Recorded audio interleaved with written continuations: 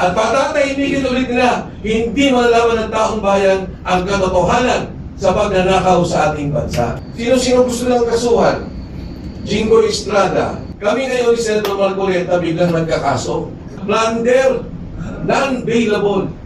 Hindi kami makatakot, hindi nyo kami matatakot, at kami patuloy na lalaban. 40 na kaming nakasuhan.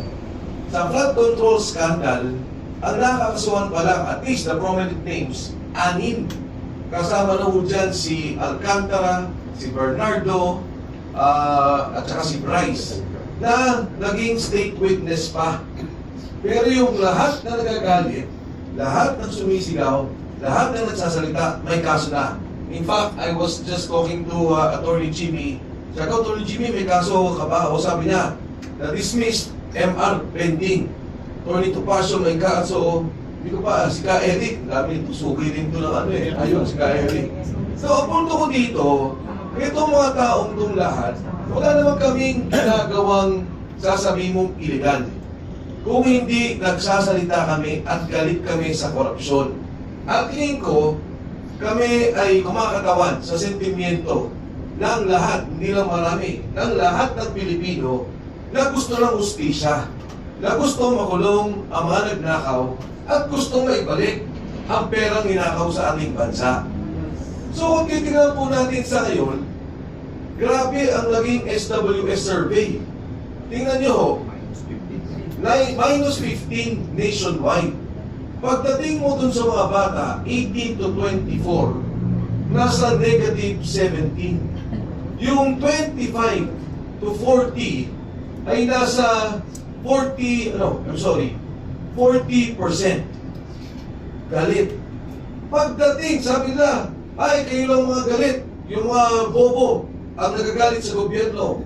Alam nyo, sa mga college graduates and those that have higher degrees, higher learning, nasa negative 37 ang galit. At pag tinignan nyo on a regional basis, negative 40 ang Mindanao, consistently, galit ang Mindanao. Ang nakakagulat, humahabol ang Metro Manila, negative 31% ang Metro Manila. Tinalo na ng Metro Manila ang Visayas. Bakit o ganito ang survey? Dahil galit ang tao. At yung galit na yan din ang nagpapakita ng suporta sa Senado, sa 13 senators of the majority of the Senate today. Bakit? Hindi ho dahil sa impeachment yan. Walang problema ang impeachment. They don't have the numbers and they cannot impeach Vice President Inday Sara Duterte. Hindi ho yan dahil sa Constituent Assembly. They don't have the numbers at hindi na kayang baguhin ang saligang batas. Yan po, ang away sa Senado ay dahil sa Blue Ribbon Committee. Yan talaga ang nagiging away. At yan po ay dahil sa ayaw nilang ilabas ang 18 Marines. Yung sinasabing delivery 3 times a week, minimum 500 million, maximum 4 billion pesos. Huwag na natin isipin, yung maximum 1 billion per delivery na lang. Sa isang buwan, 12 billion pesos ang nawawalang pondo na kalik at ninakaw sa kaban ng ating bansa. Ayaw ng Blue Ribbon Committee na magsalita at ipatawag si E.S. Bersamin, si Secretary Pangandaman, si Yusek Adrian Bersamin, Yusek Raigib Olaybar. Yan yung 8 billion na nanggaling mismo kay Senator Ping Lacson. Ang sabi niya, niloko daw ang presidente, batay sa sulat ni Yusek Bernardo. At ang sabi niya, yung 8 billion nasa 4 na taon ko. Hindi pagsalitain natin, pakinggan natin kung anong sasabihin. Ayaw po nilang mapatawag si Mark Tetsay at si Paul Estrada, dalawang assistant ni Saldico, na may ledger. Maganda po yung ledger na yun. Hindi lamang kung saan binigay, kundi kung saan nanggaling ang pondo.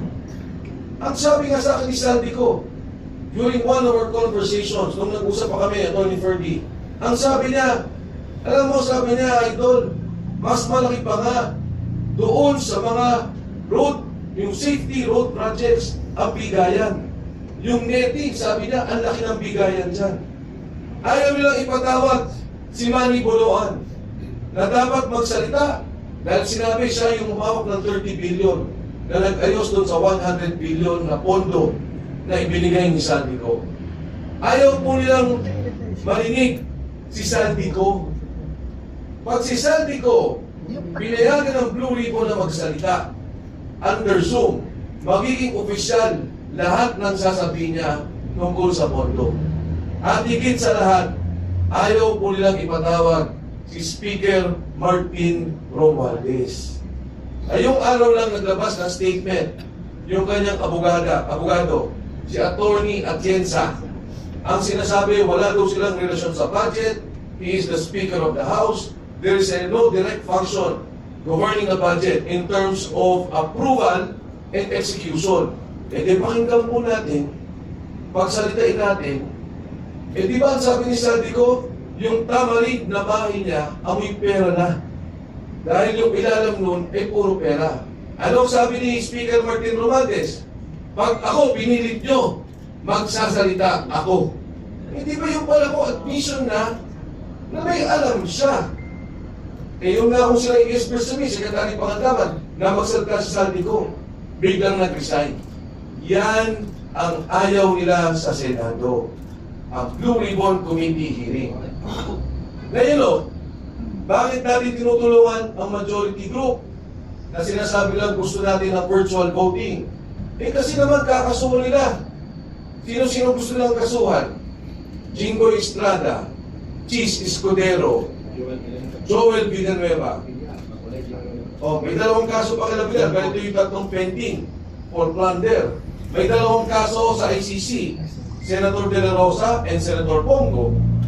Kasi pagka pumayag sa virtual voting, hindi nila makukuha ang liderato at matutuloy ang Blue Ribbon Committee hearing. Kahit daw ma-aresto yung limang yan, hindi nila ma-impeach si Vice President Inday Sara Duterte because they still need 16 votes.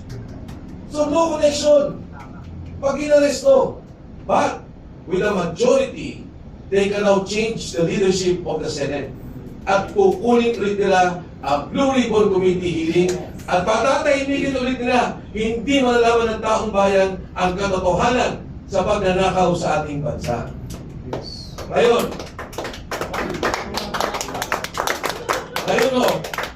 kami ngayon ni Senator Marcoleta biglang nagkakaso. Plunder, non-bailable. Pag hinuli ko kami, ang bilis. Yun na sinasabi ko, kaming 40, yung mga nagsasalita, wala akong kaming sinasabing mag-armas tayo, magrevolusyon tayo, pumatay tayo. Sinasabi lang namin, may pagnanakaw. Hulihin niyo yung magnanakaw, galit kami dyan. Ang bilis ng kaso namin. Si Senator Marcoleta, may plunder. Pagkataon, nadamay ako. Alam niyo, yun yung campaign donation na dinismiss na ng COMELEC. Donation. Dinismiss ng COMELEC, tatlo kami na nagkaroon ng campaign donation kay Senator Marcoleta. Dinikit nila yun. Ginawang plunder. Yun lang mo yun. Ang plunder, kailangan pondo ng gobyerno, ninakaw natin. O kung di kaya, yung case ni ERAP, may binigay na pera, pagkatapos may kapalit. Eh wala namang kapalit. Wala namang hiningi. Nung ibinigay at tinulungan si Senator Marcoleta, ang standing niya sa survey number 23. Hindi mo nga alam na mananalo si Senator Marcoleta. Ngayon, kinakasuhan kami at pinapabilis ang kaso. Ang sabi ko nga, kung may nagawa akong pagkakamali, kumain ako ng hopya sa opisina ni Senator Marcoleta. Yun ang kapalit. Pero yung hopya ni Marcoleta, hindi naman sa may-ari. Regalo din sa opisina niya tayo. Dahil nung nakita siyang kumakain sa kongreso ng hopya, yung mga suporta niya, natutuwa, nagpapadala ng mga hopya-hopya. Mahilig siya kasi doon. Oo, nakita ko, hindi naman masarap. Sabi ho nung tinanong ako, sabi niya, wala ho ba kayong hinihinging pabor? Ngayon, na senador na si Marcoleta. Sabi ko ho, kahit na nagkakape kami o kumain kami sa labas, hindi bumubulot si Senator Marcoleta. Ako pa rin na nagbabayad ng kape namin dalawa. Siya na kami ito. Ako pa rin ang taya. Ganyan ang klase na nangyayari sa atin ngayon. Ang sabi nga nung una, silent martial law. Pero ang katotohanan ho, ang mas tamang term daw ay undeclared martial law. 40 ho ngayon ang kinasuhan. Dito sa aking kaliwa, sa aking kanan, may mga kaso ito. At wala kaming naging kasalanan kung hindi ilabas lang ang sentimento ng ating bansa. Ilabas ang sentimento ng taong bayan. Yung korupsyon, imbestigahan, ikulong ang mga nagnakaw, at ibalik ang pondo ng bayan. Hindi kami matatakot, hindi nyo kami matatakot, at kami patuloy na lalaban. Magandang umaga po sa inyo.